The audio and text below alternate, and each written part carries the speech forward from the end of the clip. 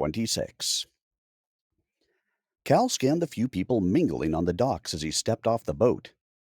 No sign of Dredge's contact. Not that he had any idea who to look for. He'd hoped someone would be there to meet them as they disembarked, but no such luck. A few of the workers glanced his way before returning to their task at hand.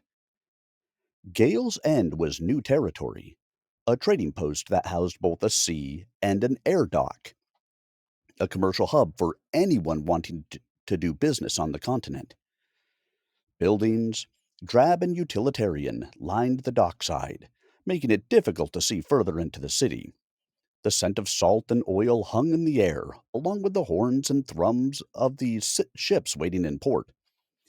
Beyond the docks, rooftops and towers varied in color and design, a jumbled clash of Undian and Valan culture.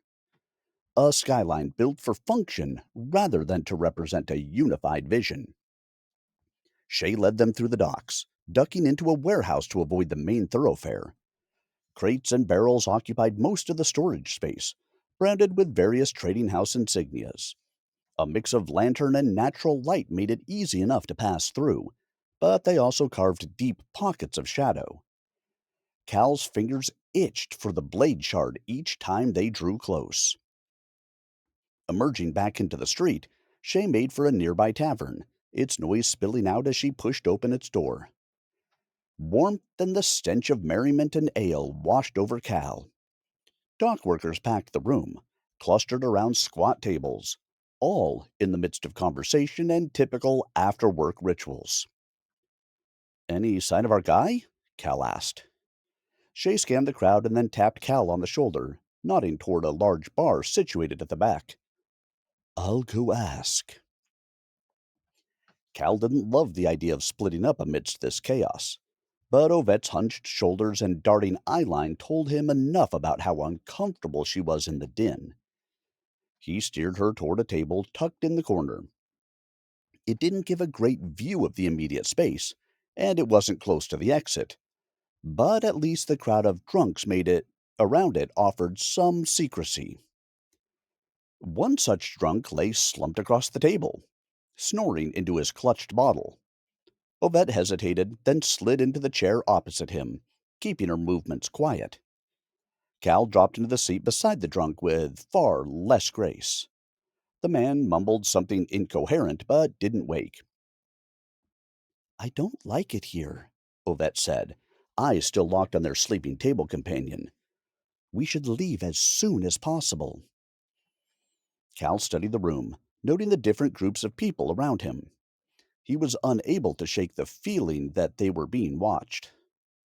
"I know this place isn't exactly what you're used to, but—" Ovette shook her head. "No, it's not that." She clenched and unclenched her fists. "Something is coming. You can feel it too, can't you?" Shay popped down next to them before Cal could respond. She took the bottle out of the sleeping drunk's hand and took a long swig. "No luck. Seems no one has seen or heard from any of Dredge's people in a few days." Cal's lips pressed into a line. "Dredge told us someone would be here." "I don't know," Shay shrugged. "Maybe he lied to us. Wouldn't put it past him. Probably tipped off the Davins already." Shay emptied the bottle and returned it to its original owner's sleepy grasp. Cal thought about what Dredge had said, about the seriousness with which he spoke of his reputation. As much of a scumbag as Dredge was, selling them out made no sense. "Well, what do we do now?" Ovette eyed Shay with the same caution she'd afforded everyone else in the tavern. Shay, either not noticing or not caring, ignored the look. "Unless we can figure out another way of getting onto an airship, there isn't much we can do." A glass shattered from across the tavern. Ovette flinched, her gaze darting through the crowd. "We can't stay here. We need to keep moving. The chain knows where I am." "The chain in Valewind?" Cal asked. Ovette returned her attention to the table and shook her head. No, not that one. The one housed in Sanctum Spire. The Great Chain. Shay leaned in, her curiosity piqued. How does a chain know where you are? I was kept at Sanctum Spire for a while after Igni. Ovette's eyes flicked to Cal, who lowered his. I never actually saw the chain. Cius would never let me anywhere near the Sanctum's chain room. Cius, huh? Shay cocked her eyebrow. Ovette placed her hand against her chest, closed her eyes, and breathed. It was at Sanctum that Cius first taught me about what it meant to be the Gyfted, where I started to learn about my abilities. But the more I learned, the more I felt the great chain watching me. A hum buzzed in the back of Cal's head, distant and close at the same time. It watched you? Shay frowned. Are the chains alive? Ovette shook her head, but kept her gaze on Cal. No, not alive. Not really. They're more like a constant presence. Whispers and humming in the back of your mind. Eyes that are always watching you. Pressure throbbed behind Cal's eyes. Cold squirmed beneath his skin. He blinked against the blur that crept into his vision. Ovette sounded as if she were talking through a thick wall. The tavern's noise dulled, replaced by a hum that swelled into a piercing whine. The whispers latched onto his thoughts, icy fingers tightening. Ugh! He jerked forward, his eyes squeezed shut as the whispering grew louder and louder. A hand gripped his shoulder, its owner's voice muffled, drowned out by the thump, thump, thump of the voices in his head. Cal! Ovette's voice pierced through the noise, like a cleansing warmth that flooded his veins, pushing back the cold. I'm all right, Cal said, sweat slick on his palms. She stared at him, her skin pale. Her eyes flicked down for a second and then back up. Cal, you're bleeding. He wiped his nose with the back of his hand. The blood was pockmarked with tiny black spots. It's nothing, Cal said, not believing his own words. I'm fine, a familiar voice drew near. It is good to know some people never change. Cal's eyes widened as Quentin slid into the table's only empty seat, a fresh bottle and 4 cups in hand. He took his time setting the cups out in front of everybody, but only Ovette accepted the drink he poured, though she set it aside after a glance at Cal and Shay. Cal's glare could have melted steel. You all look like you've seen a ghost, Quentin said, smirking and taking a sip of his wine. What are you doing here? Shay asked, her voice flat. Currently, I'm trying to enjoy a drink with old friends. Been rather boring waiting for you all to arrive. He gulped down the contents of his cup and proceeded to pour himself another. Cal's hand shifted toward the blade shard. How did you know we'd be here? Quentin cocked his head in surprise, looking as if Cal had just asked a stupid question. Dredge sent me, of course. You're our contact? Shay shifted in her seat, one hand on the table, the other resting in her lap. Dredge never mentioned it was you, Cal added. That's odd, Quentin said. I started working for the man not long after leaving you and Jord. His gaze swept the table and then the rest of the room. Jord is not here, I take it. No, we're to meet him in Valewind, Shay said. Dredge not tell you? Cal said. Quentin balked at Cal's gaze. I wasn't privy to the details of the job. Just told to meet you here. Can't blame me if I hoped Jord would be among you. His gaze shifted to Ovette, his smile following suit. My, it seems you've picked up a stray, and a beautiful one at that. He took her hand, kissing her fingers. And what, my dear, would your name be? Ovette. She didn't pull away, her expression unreadable. Ah, a beautiful name for such a beautiful maiden. Quentin's thumb traced her knuckles. It occurred to Cal that this probably wasn't the first time Ovette had had to deal with suitors or noblemen fawning for her affection, showering her with honeyed words and compliments in a bid to gain her favor. Still, Cal's jaw tightened, but he forced his voice neutral. Have you figured out a way for us to get into Valewind? Why, of course, Quentin replied, letting go of Ovette's hand, but not before shooting Cal a sidelong glance. First class on the next luxury airship that just so happens to be leaving tomorrow morning.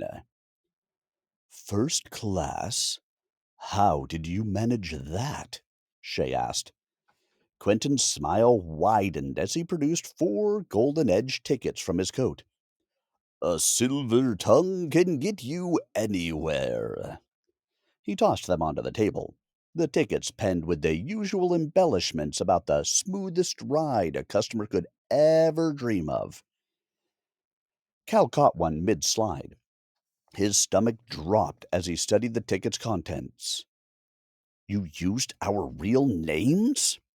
He snatched up the other tickets. Shay's name, Ovette's name, all ready for any prefect to see. Quentin rolled his eyes, all nonchalance and full of himself. You worry too much, Cal. The right palms have been sufficiently greased. As long as you don't plan on murdering the whole crew due to ideological differences, we are very much in the clear. We? Quentin threw up his hands and slammed them down on the table, waking the drunk, who proceeded to stumble his way over to the bar. You are insufferable. He stood, offering Ovette his arm. Miss Ovette, might you assist me with procuring us a room or two for the night? She glanced at Cal before accepting Quentin's outstretched hand with more grace than the scoundrel deserved. Certainly. Shay leaned across and tapped her finger on the table. Hey, you okay? Cal tracked Quentin before answering, making sure he was out of earshot. Something's off. Why wouldn't Dredge tell us we were meeting Quentin? And how long has he been here waiting for us? Shay followed his gaze. She smiled and jerked her head up as Quentin waved back at them. Who knows what Dredge is thinking at any time? Maybe we just take this one as it is. We're due for some good luck, I'd say.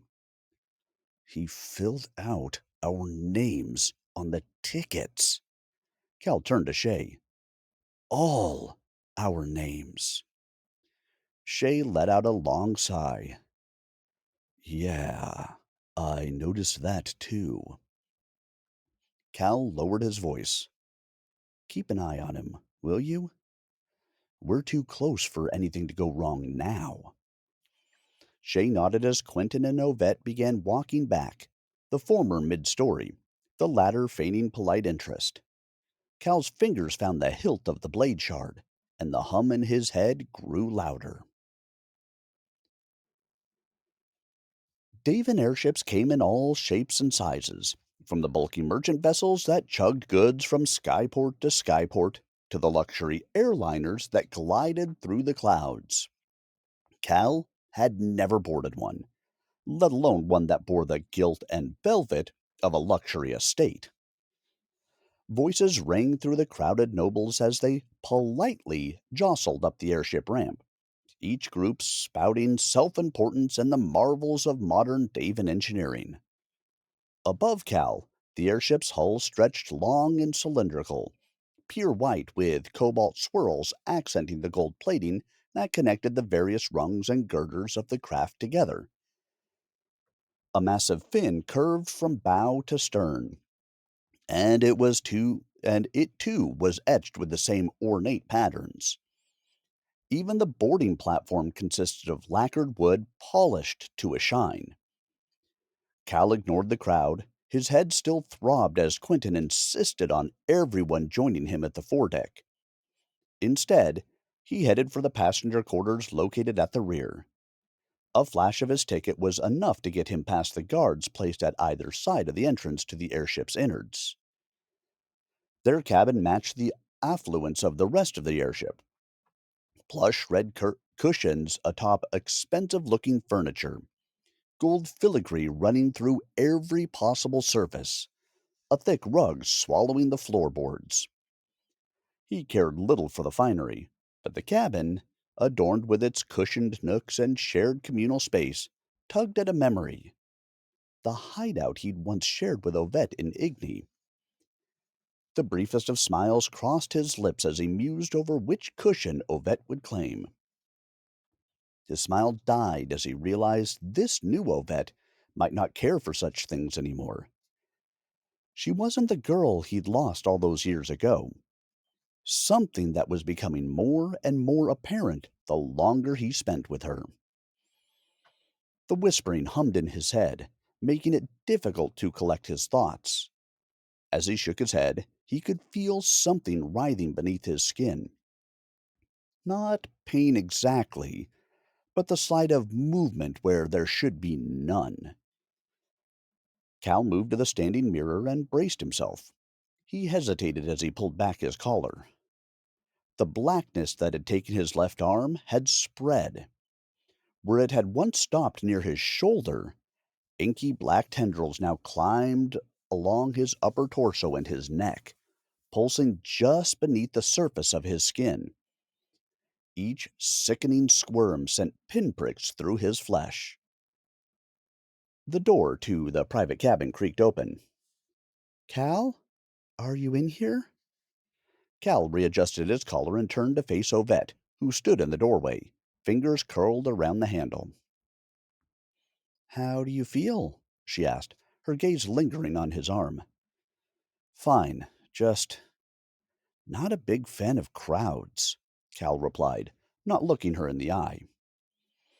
She shut the door and drifted toward the cushions, smiling as she inspected the plushness on offer. Settling herself down, she bunched a few together and nestled one Cal assumed to be her instant favorite across her lap. A sliver of warmth flickered in Cal's chest. "How's the arm?" She nodded to his left side. "Hurts?" He flexed his blackened fingers, pushing away thoughts of the squirming tendrils at his neck. "Can't really feel anything in it." "Does it scare you?" "Not really." He made a fist. "Doesn't really seem to be anything I can do about it. As long as I can still use it, that's all that matters to me." Ovette chuckled. "Still terrible at lying." The silence between them stretched. Cal took a seat at the table, the warmth in his chest fading, replaced by something restless. "Have you decided what you're going to do when we get to Valewind?"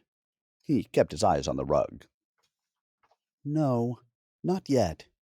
She picked at a tassel. "I was thinking I could stick around a little longer, if that's okay with you." "What? With a bunch of thugs and killers?" He forced a laugh, but regretted the words as soon as they left his mouth. Ovette shrank deeper into the cushions, not looking in Cal's direction. "Sorry," he added. "Bad joke." The silence thickened. Cal's cheeks burned and he dropped his chin to his chest. Why was this so hard? They'd been family once. The burning in his cheeks tingled at the thought of never being family again. The cushions rustled as Ovette stood, and Cal couldn't help but watch her as she slowly made her way across the room. Not fleeing, but not staying either. She stopped just short of the door. Gifted or matriarch, I still want to help the people, she said, not turning to face Cal. Yuden or Davin, I don't care. I just want to help. To make their lives easier somehow. Find a way for us both to coexist. What about the Lord Inquisitor? Cal rose as well. He wants you dead. I don't know. I'll help you. Whatever you need me to do. His voice trembled as he tried to get the words out. Just like old times. Ovette dipped her head. No, it won't, Cal. She opened the door and stepped through the archway. But maybe that's not such a bad thing. The whispers rushed back first, flooding his mind like an irritating itch. Then the pinpricks beneath his skin began again in earnest. Both had been quieter in Ovette's presence. Progress, he muttered to an empty room, glancing at Ovette's cushion arrangement. He followed her into the corridor, the hum in his skull swelling with each step. The main deck reminded Cal of the matriarch's gala. He pushed through a crowd of impractical gowns and tailor-trimmed suits, his courtesy strained by his exhaustion and general temperament. Hiding in plain sight like this still felt foreign, like speaking a language he'd never learned. There you are! Quentin threw his arm around Cal's shoulders, dragging him over to a small table at the deck's edge. We've been missing you. Below, Eudos lay bare for all to see. In the distance, the mountain ranges of the Vale stabbed the sky, their canyons whipped by winds visible even from this height. Valewind's chain punctured a hole through the never-ending storm, creating the only known safe passage through the Vale's gate. A line of airships, minuscule against the grandeur of the chain's links, queued on either side. Cal, it heartens me greatly to be returned to your side, Quentin bellowed as they meandered closer toward Shay and Ovette. Do you have to be so loud? Cal scanned nearby faces for any eavesdroppers. Quentin, energized by the apparent audience, spun and lifted his arms high and wide. How can I not be? Do you not see this view? The sweeping arches of glorious Eudos, the glisten of the water below. It would be a crime not to shout its majesty. His laugh rang across the deck. Cal's shoulders tightened. This performance would draw unwanted attention. Quentin, undeterred by the odd stare, pulled him in close again. Too close. These are my people, Cal. Trust me. The more you try to hide among them, the easier you are to be spotted, he muttered. Cal broke free, dropping into a seat between Shay and Ovette. Quentin took the chair opposite. What is there to be so dour about? We're sitting comfortably on one of the finest airships in the Empire. We have food aplenty. Quentin gestured to the spread laid out on the table. Fruit, cheeses, fresh bread, jugs containing wines and juices. He swept a hand toward the crowd. And these peacocks are too occupied with themselves to give two shits about us. Learn to enjoy the finer things in life, my boy. Cal turned his head to look at Shay, who answered with an eye roll. Mr. Quentin here has a point. Ovette leaned forward and lifted a full glass. Wine or juice, Cal couldn't tell. In fact, he had no name for half the dishes spread out in front of him. I attended several galas and festivals during my time with Lord CS. He told me early on that the only thing the other attendees cared about was themselves and how to look to further enhance their positions within the empire. She took a sip from her glass and winced as she swallowed. Even if someone were to overhear us here, without direct proof, they'd stand more to lose than they were to gain. Finally, someone with sense and an ounce of decorum. Quentin kissed Ovette's fingers for the second time. If only we'd met sooner. What wonders we might have shared together. Cal's skin crawled. His jaw twitched. Shay cleared her throat. Would that have been before or after you met Jord? Quentin laughed, releasing Ovette's hand as he leaned back in his chair. My commitment to our merchant prince is unwavering. My heart belongs to him, and to him alone. He returned his gaze to Ovette and gave her a subtle wink. But there's no harm in a little fun along the way, ah? Ovette smiled back and wiped her thumb over the kissed spot, turning her attention to Cal and Shay. You mentioned Jord. Is he still alive? Shay responded. He is. He's who we need to find in Valewind, Cal added, uncurling his fists. Jord, Artie, and a handful of others. They're all that's left of the Yundis rebellion cell. Ovette didn't reply, but her eyes softened, and the corners of her mouth curled into a smile. A crackle emanated from several of the deck's wall-mounted speakers, soon followed by the stern voice of the airship captain. Despite his physical absence, his voice alone was enough to cut through the deck's chatter. Attention! All passengers must return to their cabins during the passing through the Veil's Gate. The announcement repeated as the passengers occupying the deck began to idle their way back inside.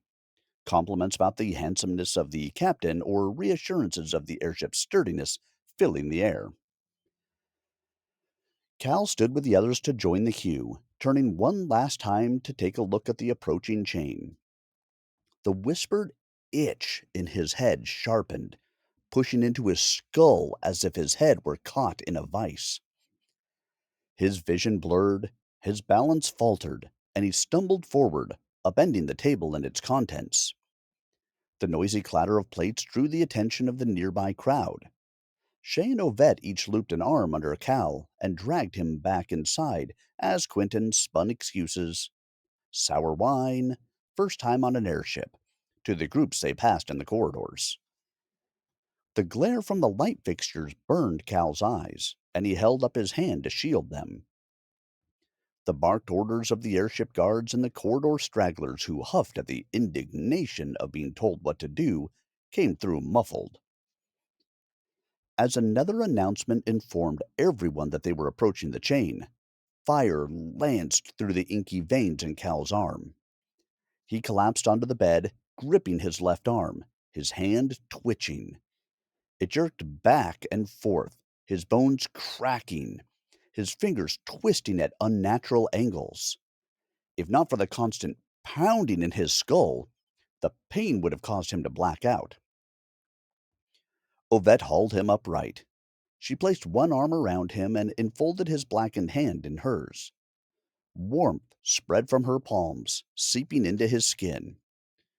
Rage surged within Cal, and he clamped his blackened fingers around her forearm. She winced but didn't let go, instead reaching under his shirt and placing the tattered old coin pouch in his free hand. Focus on my voice, she whispered, her voice coming clear and strong, despite the chorus of screams in his ears. Her warmth pushed deeper. His head threatened to split open. Outside, a guard could be heard knocking on the other passengers' doors and asking for their tickets. Bad timing. Shay jerked her chin at Quentin. "You deal with the guard, and I'll do something about them." A shadow rippled from her brand before she'd finished speaking, and with a flick of her wrist, she draped it over the bed. Cal's form shimmered into an old man hunched in pain, Ovette, his dutiful wife, steadying him. The illusion was thin, but it might fool a glance. Or a fool. Quentin swung the cabin door open mid-knock, surprising the guard outside, who took a second to compose himself before speaking. "I'm to inform you that we'll be passing through the chain momentarily. Now, if you could just show me your tickets, I can be on my way." "Of course," Quentin replied, producing 4 tickets from the inside of his jacket. "Here you go." The guard checked each ticket as he spoke. "What business do you have in Valewind, Mr. Delrell? Quentin Delrell?" "Mm-hmm." The guard checked the ticket information against a small clipboard. "And your business?" Sightseeing. The family and I are worried about the current state of the Empire.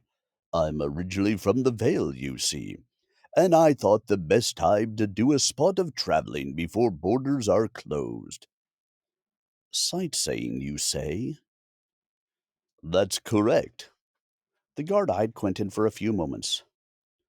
"A little strange to sightsee in your own homeland, don't you think, Mr. Delrell?" Quentin's posture stiffened. "Oh, uh, the seeing portion of the trip is for my dear wife Shay." Quentin gestured to Shay. "She's Indian, never traveled before, the poor thing." The guard stepped inside, his suspicion lingering on the shadow-changed forms of Cal and Ovette. "We've had reports of 4 suspicious individuals boarding the airship. 2 males, 2 females, all around the same age." He turned back to Quentin. "You wouldn't happen to know anything about that, would you, Mr. Delrell?" "Not at all, but I have the utmost faith that you and your diligent colleagues will track them down." Quentin's smile strained.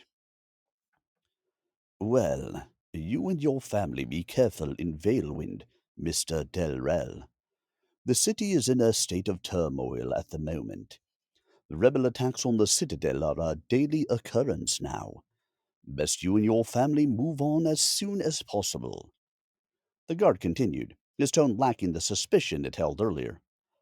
"I thank you for the sound advice, and for your continued service," Quentin replied, dropping into a quick bow. The guard scoffed to himself and turned to walk to the next cabin, the sound of his knocking on that door coming through moments later.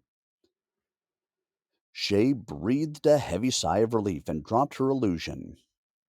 A shadow cast from the gigantic chain link outside crept across the room, a shadow that pulsed a sickly green. As Cal stared at the chain through the cabin window, the voice in his head roared in an alien tongue. The slow rumble of each word conveyed its excitement, its anticipation. The inky tendrils squirmed, twisting deeper into his flesh, sending fire rushing up his neck. He gripped the coin pouch tighter, digging his fingers into the weathered cloth, as if it were the only thing keeping him sane. Keeping him. The shadow passed, the green glow dimmed, and the voice receded to a whisper once more. The burning weight that had pushed down on his body gave way to ragged breathing. Drenched in sweat, he shivered and dropped the coin pouch to the floor. He felt drained, as if his life had just been siphoned from him. "Cal, let go." Ovette's voice cut through the dull ring in his ears. "What?" he replied. He looked down. His blackened fingers were still digging into her forearm, blood beading where his nails had broken the skin. He jerked his hand away. I'm sorry. I didn't. She placed her hand on his shoulder and squeezed. Shay's eyes widened. Cal, what just happened? I have no idea, he replied, too tired to try to convince her it was nothing to worry about. Whenever the voice in my head gets louder, things get fuzzy for me. It's difficult to describe. Voice in your head? Shay asked. Whose voice? I don't know, Shay. I don't recognize the language, but there's a feeling there. Pain, excitement, anger. Like it wants something from me, or wants me to do something. Cal glanced down at Ovette's forearm, at the scratch marks left by his fingers. Ovette covered her scratches, her soft smile only making Cal feel worse. Ovette, do you hear it too? Shay asked. Ovette shook her head, not looking at Shay as she responded. No, not hear it. More like feel it. A presence or a pressure that's here, but not here. Here but not here? How delightfully clear! Quentin muttered, throwing his hands up in the air and taking a seat at the room's dining table. It's difficult to explain. As a child, I had constant headaches, and after connecting to Igny's chain, those headaches became more like a scratching at the back of my mind. Shay frowned.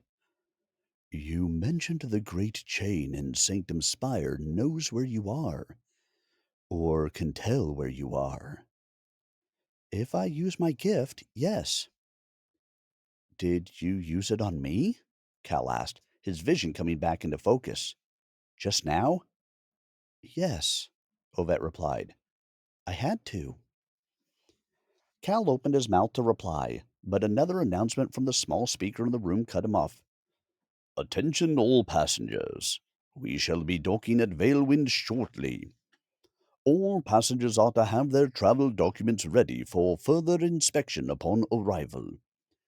Failure to comply will result in immediate detention. The speaker crackled as the announcement faded, soon replaced by the airship jolting for a second time. Perhaps this conversation is better saved for a locale that contains more learned participants. That boy Artemis springs to mind, Quentin said, draining the last from a cup. Agreed, Shay added. She collected what little the group had brought on board and then followed Quentin out of the room. Ovette held her hand out toward Cal. It's going to get worse, isn't it? Cal asked, staring back at her. Yes, it will. Cal paused. His lip quivered as he searched for the courage to ask the next question. Will it kill me? Eventually, Ovette replied. Cal didn't know what to say. What was there to say to something like that? This inevitability felt unbearable. A loss of control, like every step forward pushed him 2 steps back. Ovette stood for a moment longer, her attention turned away from him, glancing at everything and nothing. Her lips parted, but all that came was a reserved sigh.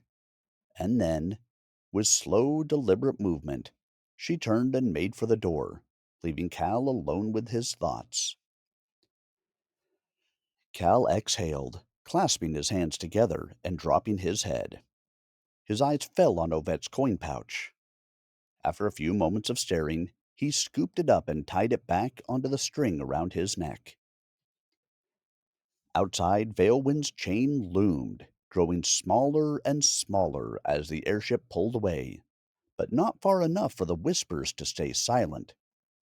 As they gathered again, Cal held the coin pouch around his neck. He wasn't powerless yet, for now his mind was still his own. He thought back to his earlier conversation with Ovette. He hadn't lied to her, not fully.